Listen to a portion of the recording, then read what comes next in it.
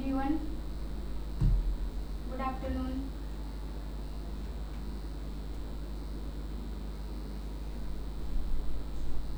सभी लोग को प्रॉपर दिख रहा है?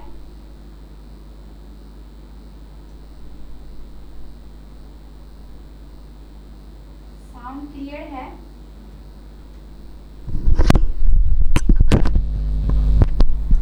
साउंड क्लियर है, बताइएगा।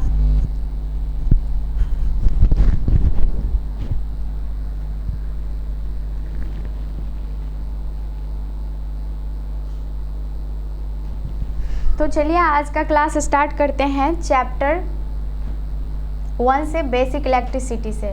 जैसा कि आपको पता है इलेक्ट्रॉनिक्स का जो बेस होता है, इलेक्ट्रॉनिक्स का जो स्टार्टिंग पॉइंट होता है वो होता है बेसिक इलेक्ट्रिसिटी। ठीक है, अगर आपने बेसिक इलेक्ट्रिसिटी नहीं पढ़ा तो इलेक्ट्रॉनिक्स का कोई अस्तित्व ही नहीं है। बेसिक इलेक्ट्रिसिटी पढ़ना आपके लिए बहुत ज़रूरी है ताकि आप आगे अपना कोर्स कंप्लीट कर सके। ठीक है, तो स्टार्टिंग में हम लोग पढ़ेंगे। चलिए आगे बढ़ते हैं और अपने क्लास को स्टार्ट करते हैं। ठीक है, आप लोग अपना अपना कॉपी पेन निकाल लीजिएगा और नोट्स बनाना स्टार्ट कर दीजिएगा। सभी लोग के पास रिटन नोट होना बहुत ज़रूरी है और कभी ऐसा ज़रूरत पड़ा तो हम आप लोग से चैट करेंगे और फिर जो भी हमने पढ़ाया है तो हो सकता है कभी हम आपसे बोल दें कि अपने जो आपने राइट डाउन किया है, नोट्स बनाया है, उसको आपको भेजना पड़ सकता है। ठीक है, तो इस बात का ध्यान रखिएगा। आप लोग अपना अपना नोट्स बना लीजिएगा और क्लियर नोट्स बनाइएगा। जैसे जैसे हम पीपीटी यहाँ पे आपको बताते रहेंगे उसके अकॉर्डिंग आप अपना चैप्टर नंबर, पेज नंबर ज़रूर डाल दीजिएगा और डेट डाल दीजिएगा कि किस पेज का, कौन से चैप्टर का क्लास किस डेट में हुआ है। ठीक है, तो ऐसे आपके लिए भी आसानी होगा कि आपने क्लास कब किया था और क्या पढ़ा था। चलिए स्टार्ट करते हैं बेसिक इलेक्ट्रिसिटी के बारे में। पहले हम जानते हैं कि होता क्या है। ठीक है, बेसिक इलेक्ट्रिसिटी में पहला होता है पदार्थ। ये बहुत इजी है, बहुत बेसिक सा है। पदार्थ होता है, सभी लोग को पता होगा क्योंकि बचपन से ये पदार्थ, ये लिक्विड, गैस, ये सब पढ़ते आ रहे होंगे। ठीक है, तो यहाँ पे पदार्थ के बारे में बोल रहा है। पदार्थ 3 तरह के होते हैं। ठीक है, पदार्थ 3 तरह के होते हैं। पहला होता है ठोस, दूसरा होता है द्रव और ये होता है गैस।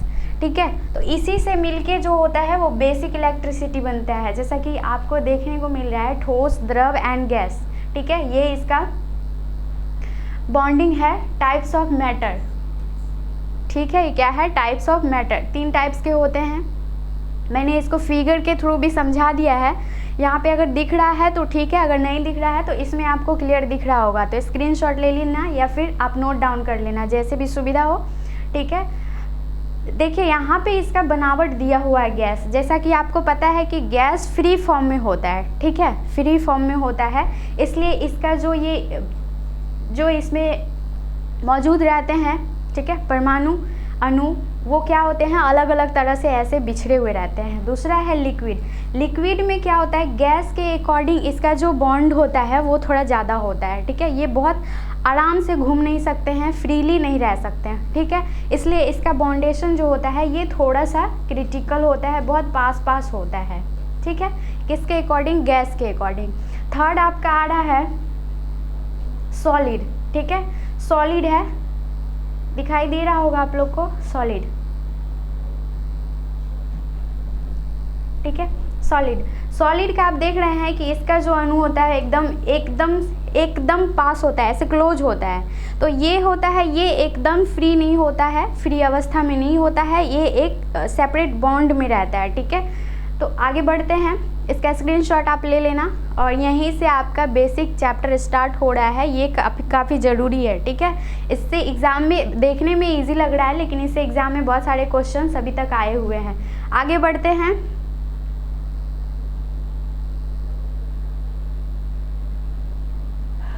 ये कुछ एग्जाम्पल्स हमने दिया है, आप लोग देखिएगा।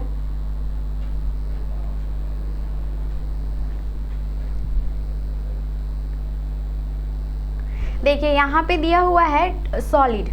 सॉलिड का ये फिगर है, इसका विड्थ होता है, हाइट होता है और लेंथ होता है, ठीक है। तो ये काफ़ी ज़्यादा कंजेस्टेड एरिया में रहता है। अब दूसरा है लिक्विड। लिक्विड को आप सभी को पता होगा, लिक्विड किसको कहते हैं, वो पानी के फॉर्म में रहता है ऐसे जनरली, ठीक है, उसका ड्रिंक कर सकते हैं। ये कुछ एग्जाम्पल्स दिए हुए हैं, आपको दिख रहा होगा। सॉलिड के कुछ एग्जाम्पल्स हैं, जो ठोस होते हैं वो सॉलिड ही कहलाते हैं, जिसका अणु हमेशा एकदम पास रहता है, फ्री नहीं हो पाते हैं, उसको हम लोग ये कहते हैं, ठीक है। इसका जो बॉन्ड होता है, आयोनिक बॉन्ड होता है, वो किस तरह से होता है यहाँ पे ये दिखाया हुआ है, ठीक है। तो ये आयोनिक बॉन्ड है, यानी कि एकदम से इसमें बिल्कुल भी गैप नहीं होता है, ये काफ़ी भरे भरे रहते हैं। इलेक्ट्रॉन, प्रोटॉन, न्यूट्रॉन सबका ये कंबाइंड रहता है, इससे कोई भी आसपास ऐसे पास नहीं कर सकता है, ठीक है। दूसरा है लिक्विड, ठीक है। ये तो लिक्विड फॉर्म में हो गया, ये इसका लिक्विड हो गया एग्जाम्पल। और इसका बॉन्ड होता है, बॉन्ड ऐसा देखिए, अगर देखने के लिए यहाँ पे देखा जाए तो इसका जो ठोस का बॉन्ड है, आप देख सकते हैं बीच में जरा सा भी गैप आपको कहीं नहीं दिख रहा है। बस यहाँ पे इसके अकॉर्डिंग अगर देखा जाए तो यहाँ पे इसके बीच में कुछ कुछ गैप होती है, जो आसानी से थोड़ा सा, मतलब इतना आसान नहीं होता है, बस थोड़ा सा आसानी से ये आसपास के एरिया में घूम सकता है, ठीक है। तो ये हो गया आपका सॉलिड और लिक्विड का एग्जाम्पल। आप इसको नोट डाउन कर लेना, अगर फिगर बनाना हो तो आप बना सकते हो।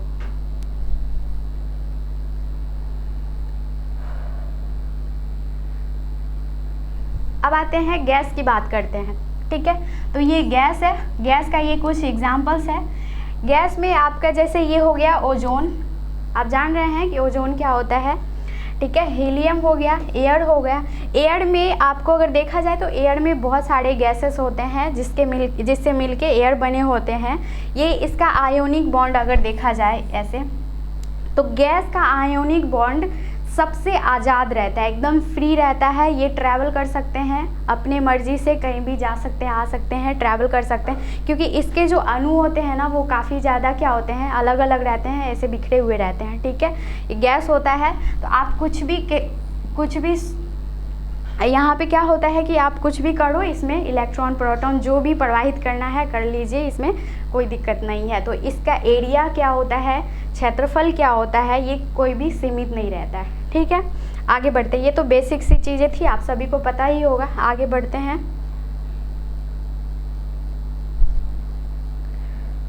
अब हम इसमें जानेंगे कि पदार्थ क्या होता है। सभी लोग को पता होगा, कमेंट्स में लिख के बताइएगा कि पदार्थ क्या होता है। आप सबको पता ही होगा ऐसे, फिर भी हम बता देते हैं। चलो, क्या होता है पदार्थ? वैसा पदार्थ जिसे हम देख सकते हैं, पहला पॉइंट है। वैसा पदार्थ जिसे हम दे सकते हैं, छू सकते हैं, उसे क्या कहते हैं, पदार्थ कहते हैं। यहाँ पे पॉइंट आपको नोट करना है, ठीक है। जैसे हमने यहाँ पे पॉइंट डाला है, आपको पॉइंट को वैसे ही नोट करना पड़ेगा। एग्ज़ाम में यहाँ पे नोट डाउन हमने करा है, जो भी पॉइंट है वो एग्ज़ाम में पूछे हुए पॉइंट है, ठीक है। तो ये ऐसा नहीं है कि पढ़ने के टाइम में आपको लगेगा कि चलो ठीक है, अरे आराम से ही तो निकल लेगा, ये तो बहुत ईजी है, पर इतना नहीं होता है। इसमें कुछ कुछ पॉइंट है जो आपको बहुत कन्फ्यूज़ करेगा, ठीक है, इसलिए हमने सारा कुछ इसमें डाल दिया है। तो पदार्थ जिसमें भार होता है, क्या होता है, भार होता है जो स्थान घेरती है, सॉरी यहाँ पे हमने थोड़ा मिस्टेक कर दिया है, घेरती है, ठीक है, स्थान घेरती है, उसे क्या कहते हैं, पदार्थ कहते हैं, ओके।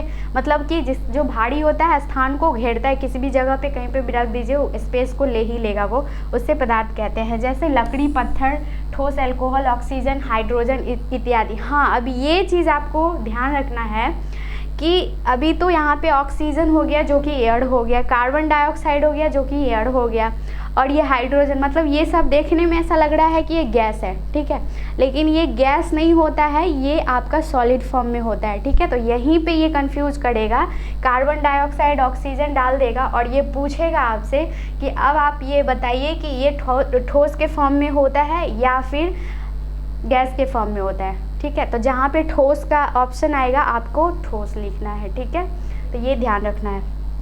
नेक्स्ट, ये हमने नोट किया है पॉइंट को, परमाणु विद्युतीय, यह क्या होता है, उदासीन होता है। जो परमाणु विद्युत होता है यह क्या होता है, उदासीन होता है। आपका क्वेश्चन ये पूछ सकता है कि परमाणु विद्युत कैसा फंक्शन है, क्या कैसा होता है वो, ठीक है, तो वो क्या होता है, उदासीन होता है। नेक्स्ट आते हैं मॉलिक्यूल्स की बात करते हैं, ठीक है। मॉलिक्यूल्स क्या होता है, पदार्थ का वो सबसे छोटा कण जिससे मिलके मॉलिक्यूल्स बना होता है। अब ये ध्यान रखना है, मॉलिक्यूल्स होता है वो कणों से मिलके, मतलब एकदम सूक्ष्म कणों से मिलके क्या होता है, बना होता है। तो मॉलिक्यूल को क्या बोलेंगे अगर क्वेश्चन पूछता है तो, कि मॉलिक्यूल किससे मिलके बना होता है। मॉलिक्यूल सबसे छोटे कणों से मिलके बना होता है। ओके, नेक्स्ट यहाँ पे दिया हुआ है एटम के बारे में। अब ये एटम क्या होता है, तो एटम में भी थोड़ा सा ध्यान रखना है। ये पॉइंट आपका पूछा हुआ है, ये 2018 के शायद 20 के DMRC में ये क्वेश्चन पूछा हुआ था। ठीक है, एटम, तो एटम को मॉलिक्यूल्स और उससे भी छोटा सूक्ष्म कण, ठीक है, जो मॉलिक्यूल्स होते हैं और उससे जो सबसे छोटा कण होता है, मॉलिक्यूल्स से भी छोटा, उससे जो मिलके बनता है उसे हम लोग क्या कहते हैं, एटम कहते हैं। ध्यान रखना कि मॉलिक्यूल्स होता है वो छोटे से छोटे कण से मिलके बना होता है, लेकिन एटम होता है वो मॉलिक्यूल्स से तो मिला ही होता है, प्लस में मॉलिक्यूल्स से जो सबसे छोटा सूक्ष्म कण होते हैं उससे मिलके क्या बना होता है, एटम बना होता है। ठीक है, यहाँ पे हमने यहाँ पे लिख भी दिया है कि एटम का सबसे छोटा से छोटा कण जिससे मिलके क्या बना होता है, प्रोटॉन, न्यूट्रॉन और इलेक्ट्रॉन। ठीक है, वो जो कण होते हैं उसके नाम यहाँ पे दिए हुए हैं, प्रोटॉन, न्यूट्रॉन और इलेक्ट्रॉन। ठीक है, किसी को कोई दिक्कत हो तो आप लोग पूछ सकते हैं। ठीक है, तो कमेंट में लिख सकते हैं। चलिए इसका स्क्रीनशॉट कर लीजिए, हम इसको यहाँ से इरेज कर देते हैं। क्लियर दिख रहा होगा आप लोग को।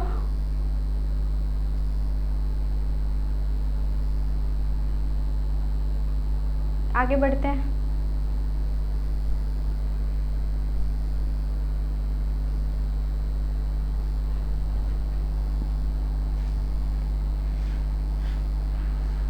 यहाँ पे अब आता है मॉलिक्यूल्स।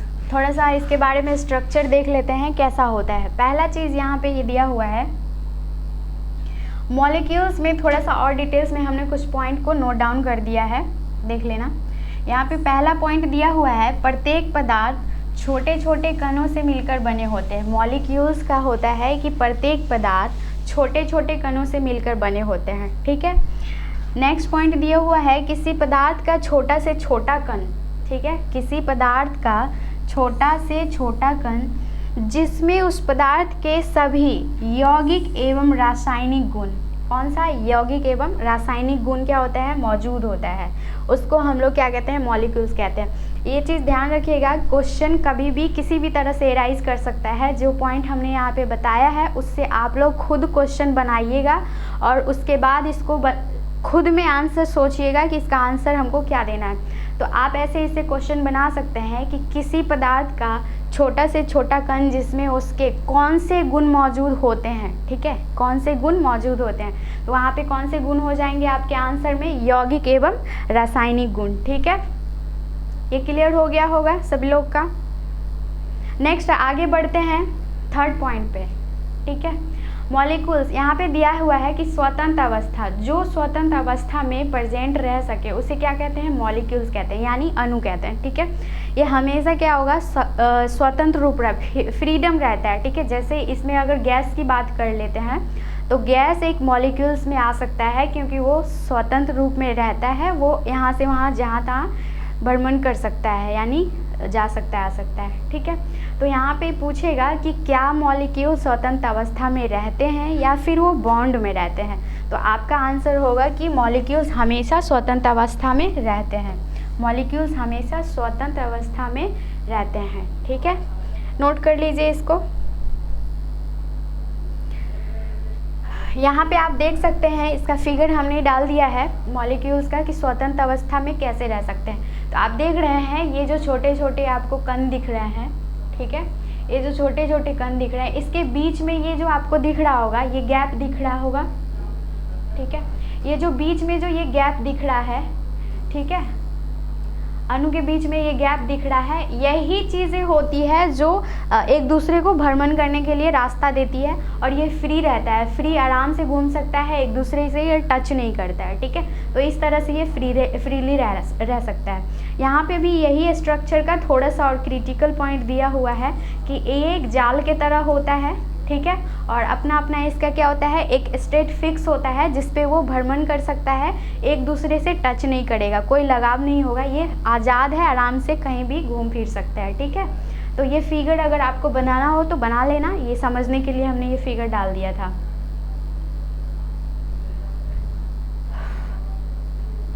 सभी को दिखाई दे रहा है? स्क्रीनशॉट कर लेना आप लोग। आगे बढ़ते हैं।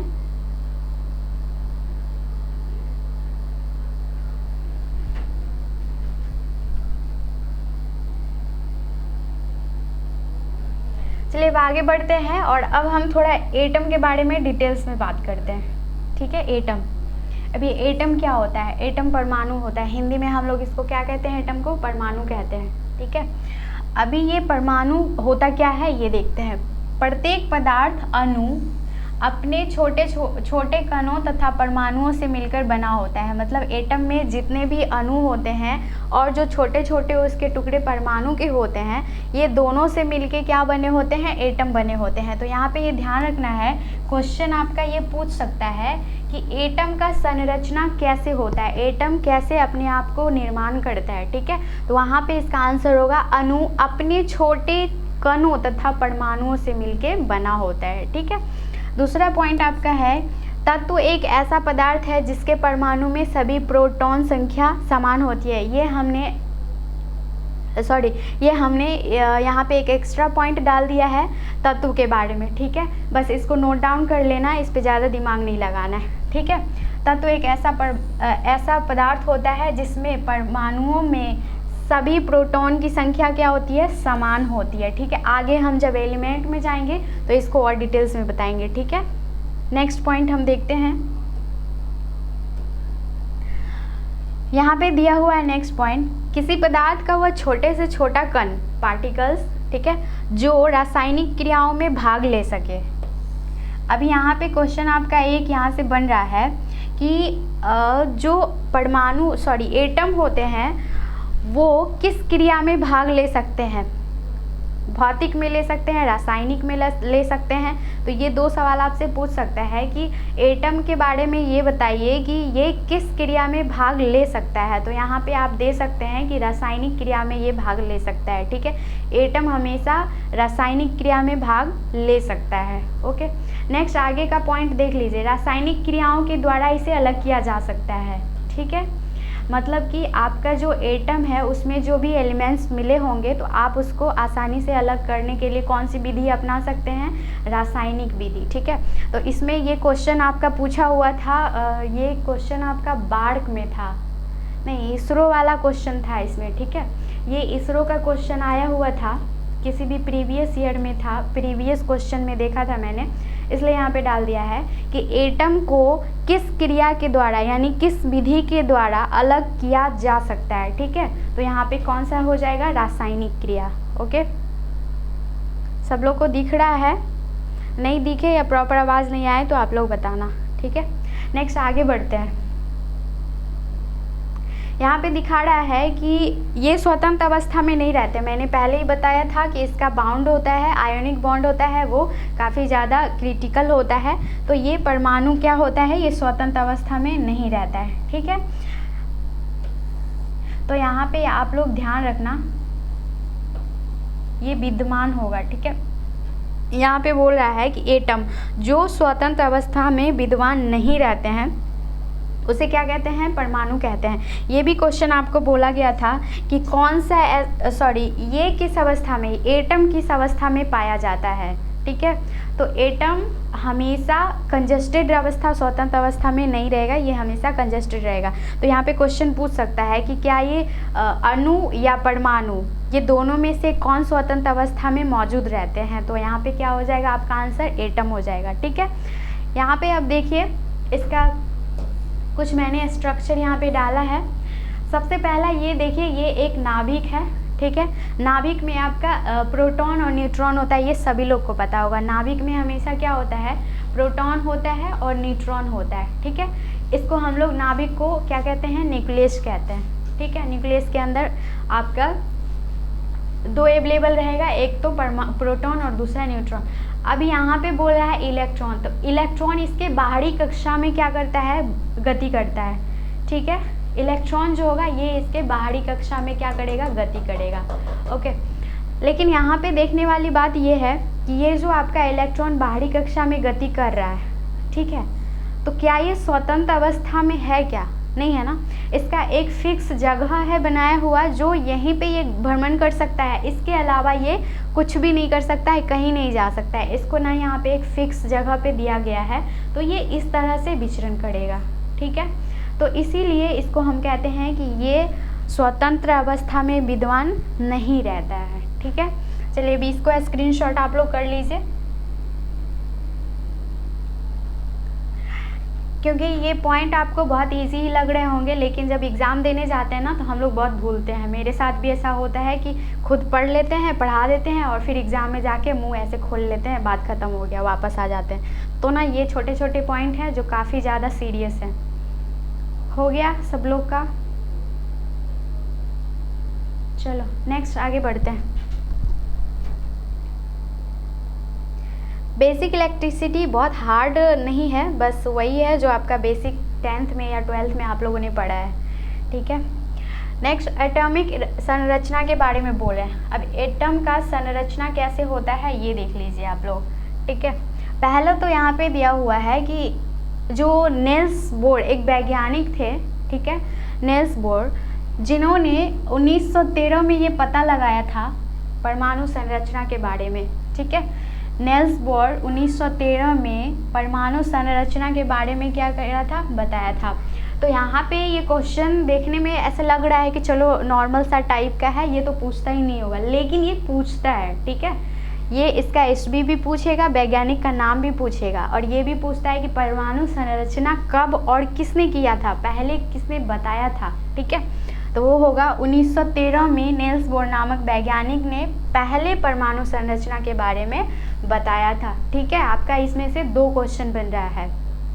दूसरा, इस मॉडल के अनुसार परमाणु की कक्षा में इलेक्ट्रॉन दीर्घवृत्ताकार कक्षाओं में गति करता है। अब यहाँ पे हिंदी में थोड़ा सा हमने डाला है, इसको हम इंग्लिश में बता देते हैं कि ये जो मॉडल था, ठीक है, इस मॉडल के अनुसार जो नील्स बोर ने मॉडल बनाया था, संरचना किया था, उसके अनुसार जो परमाणु की कक्षा में इलेक्ट्रॉन थी, ठीक है, परमाणु की कक्षा में जो इलेक्ट्रॉन थे दीर्घवृत्ताकार, मतलब कि आपका जो ये बड़ा वाला, ठीक है, ये जो बड़ा वाला जो दिख रहा है आपका ऐसे गोला, तो वो हमेशा बड़े वाले, हमेशा कहीं पे भी आपका परमाणु संरचना होगा तो जो सबसे बड़ा दीर्घवृत्ताकार जो ऑप्शन दिखाई देगा, जो आपका पॉइंट दिखाई देगा, तो आप समझ लेना कि जो हमेशा बड़ा रहेगा उसमें इलेक्ट्रॉन्स रहेगा, ठीक है।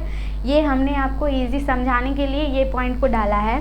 हमेशा इलेक्ट्रॉन जो होगा बाहरी कक्षा में सबसे बड़े वाले गोले में क्या करता है, भ्रमण करता है, ठीक है, सबसे बड़े वाले गोले में। तो सबसे बड़ा गोला हमेशा क्या रहेगा, बाहर के साइड रहेगा, अंदर तो रहेगा नहीं, ठीक ना, इसलिए हमने इसमें डाल दिया है। नेक्स्ट पॉइंट डालते हैं हम लोग, परमाणु के नाभिक में, ठीक है, परमाणु के नाभिक में अधिकतम धनात्मक आवेश रहता है। आपको पता है कि इसमें क्या होता है, प्रोटॉन होता है और न्यूट्रॉन होता है, क्योंकि इलेक्ट्रॉन तो बाहर रहेगा, तो इसके बीच में हमेशा क्या दो ही पॉइंट रहेंगे ना, हमेशा पहला रहेगा आपका न्यूट्रॉन और दूसरा रहेगा प्रोटॉन। तो न्यूट्रॉन के बारे में तो आप जानते हैं कि ये आवेशहीन होता है, तो प्रोटॉन क्या बच रहा है, धनावेश बच रहा है, ठीक है। तो यहाँ पे यही पॉइंट ये दिया हुआ है कि परमाणु के नाभिक में यानी न्यूक्लियस में सेंटर पॉइंट में अधिकतम धनात्मक आवेश होते हैं। कौन से आवेश होते हैं, धनात्मक। इससे आपका क्वेश्चन बनेगा कि क्वेश्चन बताइए कि परमाणु के नाभिक में सबसे ज़्यादा आवेश कौन सा होता है, या तो ऋण आवेश रहेगा, धन आवेश रहेगा, या आवेशहीन रहेगा। तो यहाँ पे पूछ रहा है कि परमाणु के नाभिक में सबसे ज़्यादा, ठीक है, सबसे ज़्यादा कौन सा आवेश मौजूद रहता है, तो यहाँ पे ये हो जाएगा धनात्मक आवेश, ओके। ये चीज़ ना ध्यान रखना, यहाँ पे पूछ रहा है, क्वेश्चन में पूछेगा ये। जो प्रोटॉन न्यूट्रॉन से मिलके बना होता है, जो किससे मिलके बना होता है, प्रोटॉन से न्यूट्रॉन से मिलके बना होता है। मतलब अगर आपके नाभिक की बात करें तो इसमें क्वेश्चन हम अपने मन से खुद सोच सकते हैं कि परमाणु का जो नाभिक होता है, ठीक है। परमाणु का जो नाभिक होता है उसमें आपको क्या क्या मौजूद होता है ये बताना है। तो परमाणु के नाभिक में हमेशा न्यूट्रॉन और प्रोटॉन मौजूद रहेंगे, ठीक है। और नाभिक किससे मिलके बना होता है, ये भी क्वेश्चन आ रहा है कि नाभिक किससे मिलके बना होता है, तो प्रोटॉन और न्यूट्रॉन से मिलके बना होता है, ठीक है।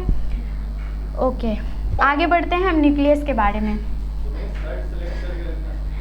नाभिक के बारे में यानी न्यूक्लियस के बारे में अब हम लोग देखेंगे। इसका कुछ पॉइंट है जो अभी कई बार पूछा गया है एग्जाम में, ठीक है। पहला पॉइंट दिया हुआ है कि परमाणु का जो केंद्र भाग होता है, केंद्र भाग का मतलब होता है जो सेंटर पॉइंट होता है, ठीक है। ये वाला जो हो गया ये इसका सेंटर पॉइंट होता है, उसे क्या कहते हैं हम लोग, नाभिक कहते हैं, ठीक है। तो क्वेश्चन यहाँ से ये बनेगा कि परमाणु के केंद्र भाग को हम क्या कहते हैं, या तो आपका न्यूक्लियस दिया रहेगा या नाभिक, दोनों सेम ही होता है, बस न्यूक्लियस अंग्रेजी नाम है और नाभिक हिंदी नाम है। तो यहाँ पे ध्यान रखना कि परमाणु का केंद्र भाग, सेंटर पॉइंट जो होता है उसको हम लोग क्या कहते हैं, नाभिक कहते हैं, न्यूक्लियस कहते हैं, ठीक है। यहाँ पे दूसरा पॉइंट दिया हुआ है जिसमें प्रोटॉन तथा न्यूट्रॉन विद्यमान रहते हैं, ठीक है। क्या विद्यमान रहते हैं, प्रोटॉन तथा न्यूट्रॉन।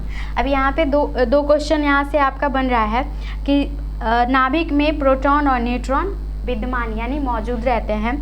थर्ड पॉइंट दिया हुआ है आपका, प्रोटॉन द्रव्यमान तथा आवेश दोनों रखता है। अभी ये क्वेश्चन सबसे ज़्यादा इम्पोर्टेंट है। अब यहाँ पे ये क्वेश्चन बन सकता है कि अभी आप ये बताइए कि प्रोटॉन के अंदर क्या चीज़ें पाई जाती है, ठीक है। प्रोटॉन के अंदर क्या चीज़ें पाई जाती है, पहला होगा द्रव्यमान और आवेश, ठीक है। तो दोनों पाई जाती है। प्रोटॉन के अंदर इतनी कैपेसिटी होती है कि वो द्रव्यमान को भी रख सकता है और आवेश को भी। कौन सा आवेश हो जाएगा, पॉजिटिव आवेश, ठीक है। नेक्स्ट है न्यूट्रॉन केवल द्रव्यमान रखता है। न्यूट्रॉन, यहाँ पे प्रोटॉन में दोनों चीज़ें होती है लेकिन न्यूट्रॉन में सिर्फ और सिर्फ क्या होता है, द्रव्यमान होता है, ठीक है। अतः नाभिक क्या होता है, धन आवेशित होता है। तो जिसकी संख्या ज़्यादा होगी वो आवेश उसके पास ज़्यादा होगा। तो प्रोटॉन की संख्या ज़्यादा होती है इसलिए नाभिक हमेशा क्या हो जाएगा, पॉजिटिव में हो जाएगा। तो यहाँ पे 3 क्वेश्चन आपका इससे बन रहा है कि प्रोटॉन अपने अंदर किस किस चीज़ को रखती है। तो प्रोटॉन हमेशा अपने अंदर द्रव्यमान और आवेश को रखेगी। दूसरा क्वेश्चन यहाँ से बनेगा कि न्यूट्रॉन किस चीज़ को अपने साथ पास रखती है। तो न्यूट्रॉन हमेशा अपने अंदर द्रव्यमान को रखेगी, हमेशा न्यूट्रॉन किसको रखेगी, द्रव्यमान को रखेगी, ठीक है। नेक्स्ट लास्ट क्वेश्चन यहाँ पे ये हो जाएगा आपका, नाभिक धन आवेशित होता है। अभी यहाँ पे क्वेश्चन इससे पूछा गया था डीएमआरसी में, ठीक है। तो पूछा गया था कि नाभिक कौन सा आवेश होता है, नाभिक में किस आवेश को सबसे ज़्यादा लोग देखते हैं या कौन सा आवेश सबसे ज़्यादा होता है। तो क्या हो जाएगा, नाभि हमेशा धन आवेशित होगा यानी कि पॉजिटिव, ठीक है। किसी को कोई दिक्कत तो नहीं है ना इसमें समझने में। आगे बढ़ते हैं, इसको आप लोग नोट डाउन कर लेना। यहाँ पे फिगर है, थोड़ा सा इसके बारे में भी हम बात कर लेते हैं। देखिए ये फिगर है, जो पॉइंट हमने यहाँ पे आपको बताया है बस इसका फिगर हमने यहाँ पे डाला है। दीर्घवृत्ताकारी, इसको हमने आपको समझाया कि दीर्घवृत्ताकार होगा जिसमें क्या होगा, हमेशा इलेक्ट्रॉन होगा, ठीक है। दीर्घवृत्ताकार में हमेशा क्या होगा, इलेक्ट्रॉन मौजूद होगा, इलेक्ट्रॉन इसका चक्कर लगाएगा, ठीक है। सेकेंड हमने बताया था कि नाभिक के बारे में, नाभिक में 2 चीज़ें अवेलेबल होती है, एक न्यूट्रॉन और दूसरा प्रोटॉन, ठीक है। कौन सा होगा, नाभिक में 2 न्यूट्रॉन और प्रोटॉन, ठीक है। और न्यूक्लियस यानी कि ये जो न्यूक्लियस